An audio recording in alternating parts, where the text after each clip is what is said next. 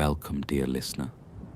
Tonight, we journey to the edge of England, to the rugged cliffs of Cornwall, where the sea meets the sky, and a lighthouse keeper tends his final light. This is a story of quiet devotion, of memory carried on the wind, and of love that lingers like mist over the waves. Let the rhythm of the tide guide your breath. Let the turning light ease your thoughts, and let the hush of the coast carry you gently into sleep. You're safe here. You're welcome here. And the story is just beginning. The wind had quieted overnight, leaving only the hush of the sea and the distant cry of gulls. Along the rugged cliffs of Cornwall, where the land meets the Atlantic in a jagged embrace, the lighthouse stood like a sentinel, tall, weathered, and unwavering. Its white stone tower caught the first blush of dawn, casting long shadows across the heather and rock. Inside, Thomas Penhaligon stirred beneath a thick wool blanket, the scent of salt and peat lingering in the air. He blinked slowly, letting the silence settle around him. No alarm clock, no rush. Just the rhythm of the waves and the creak of the old building settling into another day. He sat up, joints stiff but familiar, and reached for his slippers, scuffed leather lined with fleece. The kettle waited on the stove, filled the night before.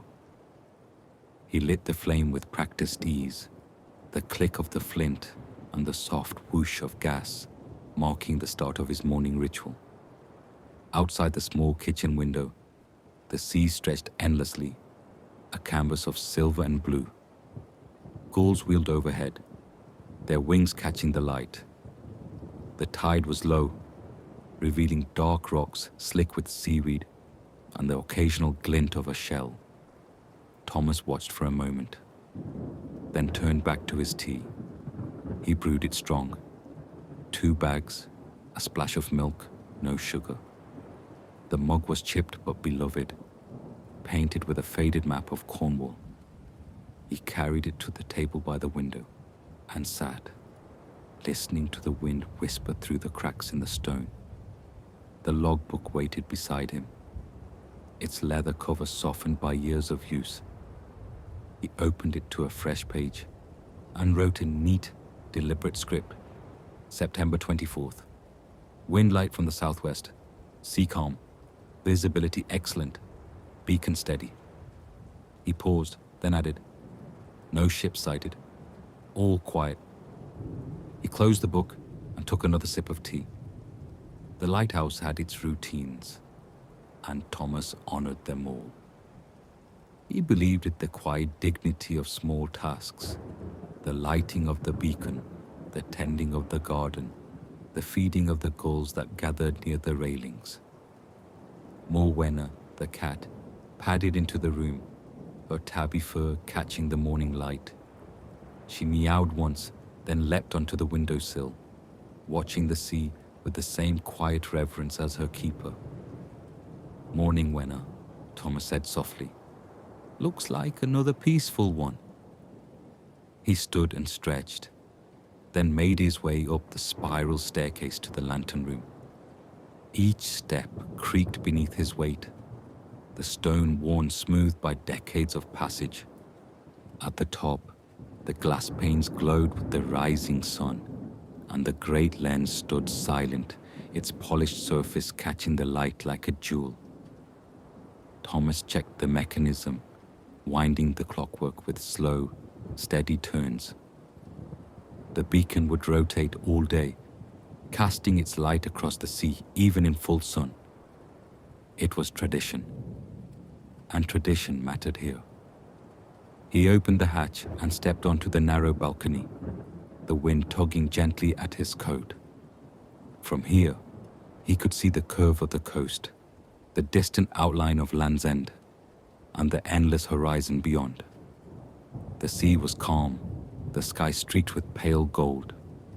Somewhere out there, ships moved unseen, guided by the light he kept burning. He stood for a long moment, breathing in the salt air, then turned and descended the stairs. The day had begun, and the lighthouse was awake. Back in the kitchen, he sliced bread and spread butter, the simple breakfast grounding him in the present. He fed Morwenna, who poured in approval, then stepped outside to walk the cliffs. The path was narrow, bordered by wildflowers and tufts of grass. He moved slowly, cane in hand, eyes scanning the sea. He greeted the seals that basked on the rocks below, nodded to the gulls that circled overhead. This was his world, quiet, steady, and full of memory. As he reached the edge of the headland, he paused and looked out to sea. The waves rolled gently, the light danced on the water, and the wind carried the scent of far-off places. Thomas closed his eyes and listened. The lighthouse stood behind him, its beacon turning, and the day stretched ahead, calm and unbroken. The morning passed slowly, as it always did on the headland. The sea remained calm, its surface rippling like silk beneath a pale sky. Thomas Penhaligon moved through the lighthouse with quiet purpose, tending to small tasks that had long since become ritual. He swept the stone steps, checked the oil in the generator, and trimmed the ivy creeping along the outer wall. By midday, the sun had climbed high, casting golden light across the cliffs. Thomas sat outside with a second cup of tea, the breeze tugging gently at his collar. Morwenna curled beside him on the bench, her eyes half closed, her ears twitching at the sound of distant gulls. He looked out toward the horizon, where the sea met the sky in a soft blur. It was there, in that endless stretch of blue, that his thoughts often drifted. Back to a time when the lighthouse was not so quiet, when laughter echoed in its halls and the scent of lavender lingered in the air. Her name was Elwyn. She had arrived one spring, her suitcase light and her spirit lighter still. A poet from St. Ives, with ink-stained fingers and a voice like wind through reeds. She had come to the lighthouse to write, to escape the noise of the world. And Thomas, then younger, still learning the rhythms of solitude, had welcomed her with cautious warmth. They had shared the space for a season, then a year, then many more. She filled the rooms with verses and humming, with sketches of the sea and stories told by candlelight. She spoke of tides as if they were old friends, and named the gulls that nested near the lantern room. Thomas had loved her quietly, deeply, without ever needing to say the words. She had understood him, and that was enough. He reached into his coat pocket and pulled out a small notebook, her notebook. The cover was faded blue, the pages soft with age. He opened it to a random page and read, "The sea does not forget. It carries memory in every wave and whispers it to the shore until someone listens." He closed the book gently, holding it for a moment before tucking it away. The wind picked up slightly, rustling the grasses along the cliff's edge. Somewhere below, a seal barked, and Morwenna flicked her tail. It had been 10 years since Elwyn vanished. The storm had come suddenly, fierce and unrelenting. She had gone out to walk the cliffs, as she often did, wrapped in her green coat and carrying her notebook. Thomas had watched her from the lantern room, her figure small against the rising wind. She never returned. The Coast Guard searched for days. Her coat was found snagged on a rock, a notebook tucked beneath a stone. No body, No answers, just the sea, vast and silent. Thomas had stayed. He couldn't leave the lighthouse, not while the beacon still turned, not while the sea still whispered her name. He kept the light burning, kept the logbook filled, kept the cat fed and the ivy trimmed. And he waited. Now, as the sun dipped lower in the sky, casting long shadows across the headland, Thomas stood and made his way back inside. He climbed the spiral stairs once more, each step echoing with memory. At the top, he paused, hand on the railing, and looked out across the water. The sea was calm. The light turned. And somewhere, deep within the stone walls of the lighthouse, her voice lingered, soft as mist, steady as tide. The afternoon light slanted through the windows, casting golden streaks across the stone floor. Thomas Penhaligon sat at the kitchen table, the logbook open before him, the ink still drying from his midday entry. Morwenna slept nearby, curled into a perfect spiral, her tail twitching with dreams. Outside, the sea had darkened slightly, the wind picking up just enough to stir the grasses along the cliff's edge. The lighthouse hummed with quiet life, the slow tick of the lantern's rotation, the creak of old wood, the distant cry of gulls. Thomas reached for the logbook again, intending to add a note about the shifting weather. But as he turned the page, something unusual caught his eye. Tucked between two entries, folded neatly and pressed flat, was a letter. He stared at it for a long moment, heart slowing, then quickening. The paper was aged but intact, the handwriting familiar, looped, elegant, unmistakably hers. Elowen. His fingers trembled slightly as he unfolded it. The ink had faded, but the words remained clear. He read slowly, aloud, as if speaking to the sea itself. My dearest Thomas, if you are reading this, then I have gone where the tide cannot follow. I never meant to vanish without a word, but I could not bear to say goodbye. The illness crept in quietly like fog, and I chose not to fight it. I chose instead to become part of the sea I love. Thomas paused, the wind pressing gently against the windows. He swallowed, then continued. You gave me peace, and I gave you silence. I hope you understand. I left the poem beneath the stone, and the coat where the sea could find it. I wanted you to remember me as I was, alive, laughing, walking the cliffs with salt in my hair. The light you keep is beautiful. Let it shine for others now. Let it rest for me. All my love, Elowen. The letter fell silent, and so did Thomas. He sat for a long time, the paper resting in his hands, the sea murmuring beyond the walls. The truth settled over him, not like a storm, but like mist. She hadn't been taken. She had chosen to leave quietly, to become part of the ocean's story. He stood slowly, the letter still in hand, and walked to the lantern room. The spiral staircase creaked beneath his feet, each step echoing with memory. At the top, the light turned steadily, casting its beam across the waves. Thomas opened the hatch and stepped onto the balcony. The wind was stronger now, carrying the scent of rain and distant shores.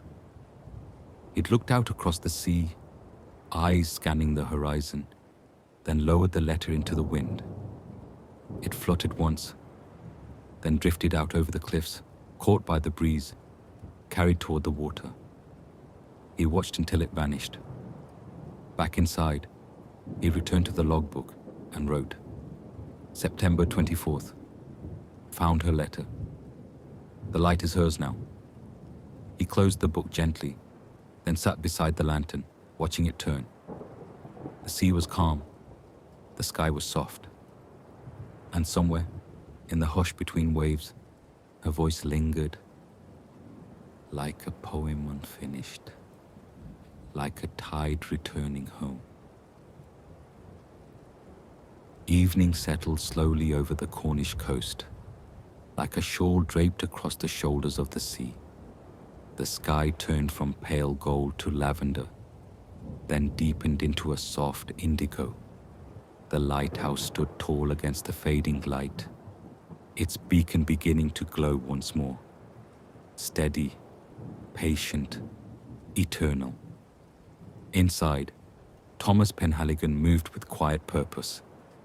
He lit the lantern in the sitting room, its amber glow casting gentle shadows across the stone walls. The letter from Elwyn lay folded on the table, beside the logbook and his half-finished cup of tea. Morwenna, ever watchful, sat cooled on the windowsill, her eyes reflecting the last light of day. Thomas had read the letter twice more since finding it. Each time, the words settled deeper into him, not as a wound, but as a balm. Her choice, her silence, her love. It was all there, written in ink and memory. He stood and walked to the hearth, where a small wooden box rested on the mantel. Inside were keepsakes, a dried sprig of lavender, a smooth stone from the beach, a photograph of Elwyn laughing in the wind. He added the letter to the box, then closed it gently. Outside, the wind had shifted. It carried the scent of rain and the distant sound of waves breaking against the rocks.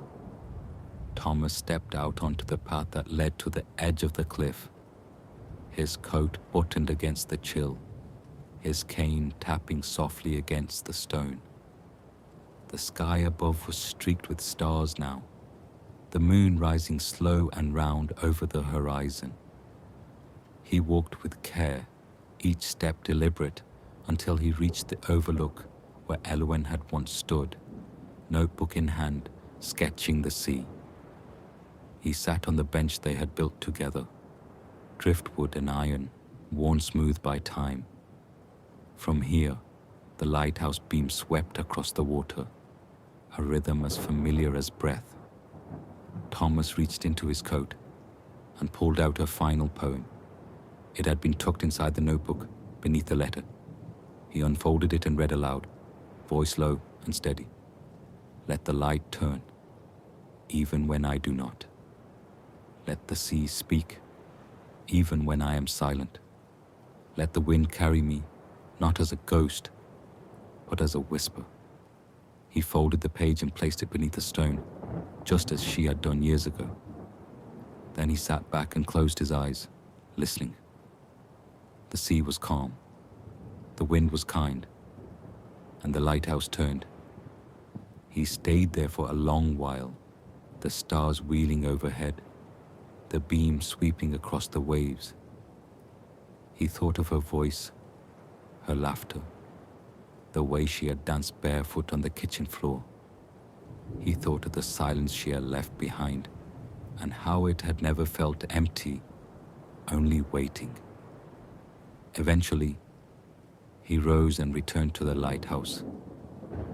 Morwenna greeted him with a soft meow, then padded beside him as he climbed the stairs to the lantern room. The great lens turned slowly, casting its light across the sea. Thomas opened the logbook one final time and wrote, September 24th. The light is hers now. I am at peace. He closed the book, placed it beside the lantern, and sat in the old chair by the window. The sea stretched out before him, endless and quiet. The beacon turned. The stars shimmered. And Thomas Penhaligon, keeper of the light, closed his eyes.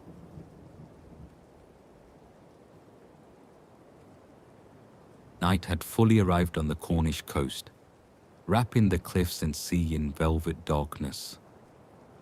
The stars shimmered above like scattered lanterns, and the moon hung low, casting a silver path across the water. The lighthouse beam turned slowly, sweeping the waves in its patient rhythm.